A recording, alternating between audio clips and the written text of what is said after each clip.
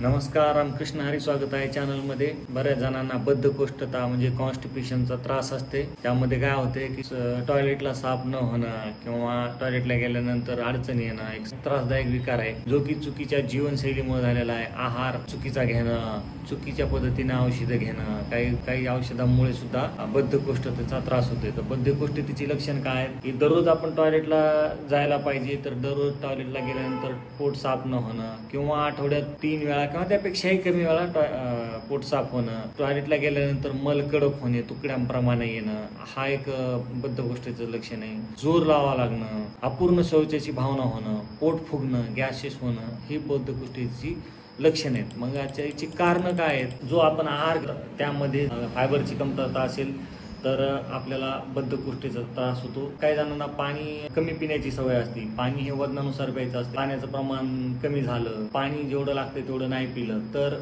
बद्धकोष्ठता होऊ शकते. तर शारीरिक हालचालीचा अभाव असणं, वर्कआउट न करणं किंवा दिवसभर बैठं काम असणं, त्यामुळे शरीराची हालचालच होत नाही, तर हे एक कारण असते बद्धकोष्ठतेचं. तर काही जणांना सारखं चहा कॉफी प्यायची सवय असते, मग घरचं जेवायचं टाळतात, प्रोसेस फूड खाण्यावर त्यांचा जास्त भर असते. अशा व्यक्तींना बद्धकोष्ठतेचा त्रास होऊ शकतो. तर काही लोकांना स्ट्रेस असते, म्हणजे विनाकारण टेन्शन घेतात कुणाही गोष्टीचं, मनातील ताणतणाव, यामुळे सुद्धा आपल्या कॉन्स्टिपेशनवर त्याचा परिणाम होतोय. हा जो बद्धकोष्ठतेचा जो त्रास आहे तो वयस्कर आणि वृद्ध व्यक्तींमध्ये अधिक प्रमाणामध्ये पाहायला भेटते. काही जणांना थोड्या गोष्टीवरून पेन किलर घ्यायची सवय असते. काही जरी झालं की पेन किलर घेतात, काही कॅल्शियमची सप्लिमेंट घेतात.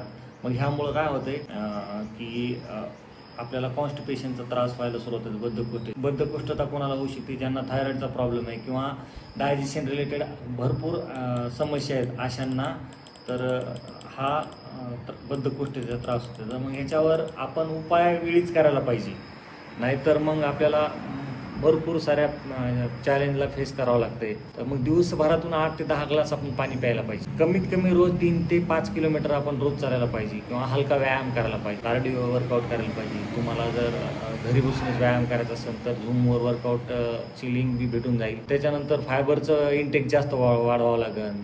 गव्हाचं पीठ जे जाळ असते ज्याच्यामध्ये फायबर असते ते की आपण काढून टाकतो ते खायला पाहिजे. फळं आपण आहारामध्ये ॲड करायला पाहिजे. पपई, सफरचंद, संत्री, अंजीर. भाजीपाल्यामध्ये आपण पालक, दही, गाजर ह्या पदार्थाचं आपण हे करायला पाहिजे. सकाळी कोमट पाणी प्यायला पाहिजे. त्याच्यामध्ये कोमट पाणी पिलं, कोमट म्हणजे आपल्या शरीराचं जे तापमान आहे त्याला मॅच होईल असं कोमट पाणी प्यायला पाहिजे. झोपताना जेवणाच्या आणि झोपण्याचा अंतर 2 ते 3 तासाचं पाहिजे. तुम्ही दालचिनी ॲड करू शकता. उपाय झाले किंवा आहारामध्ये बदल काय करायचं झालं तर मग आता काय नाही खायला पाहिजे, तर मैद्याचे पदार्थ आहेत जे की डायजेस्टच होत नाहीत लवकर, तर असे मैद्याचे पदार्थ आपण आहारातून कट डाऊन करायला पाहिजे. परत पाणी कमी पिणं सोडायला पाहिजे, जास्त पाणी प्यायला पाहिजे. तळलेले पदार्थ, तिखट पदार्थ, परत मसाल्याचे पदार्थ आपण अवॉइड करायला पाहिजे.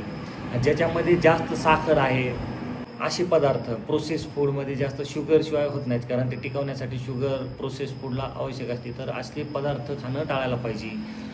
कोल्ड्रिंक्स घ्यायला न पाहिजे. केलं आहारामध्ये बदल केला तर बद्धकोष्ठतेवर तुम्हाला वेळीच उपाय पण मिळू शकतो. आपल्याकडं बद्धकोष्ठतेसाठी परत बरेच न्यूट्रिशन आहेत, ते पण मी तुम्हाला सजेस्ट करू शकतो. जर तुम्हाला फिटनेससाठी येण्यासाठी ओव्हरवेट असाल, अंडरवेट असाल, वर्कआउट करायचं असेल, फिजिकल ॲक्टिव्हिटीसाठी जर तुम्हाला घरी बसूनच व्यायाम करायचा असेल ऑनलाईन ऑफलाईन, तर माझ्याकडं झूमची लिंक आहे. मी रोज सकाळी 5 वाजता वर्कआउट घेत असतो. तुम्हाला जर आवश्यकता वाटली तर मला कमेंट करा, तुम्हाला लिंक देईल. थँक्यू.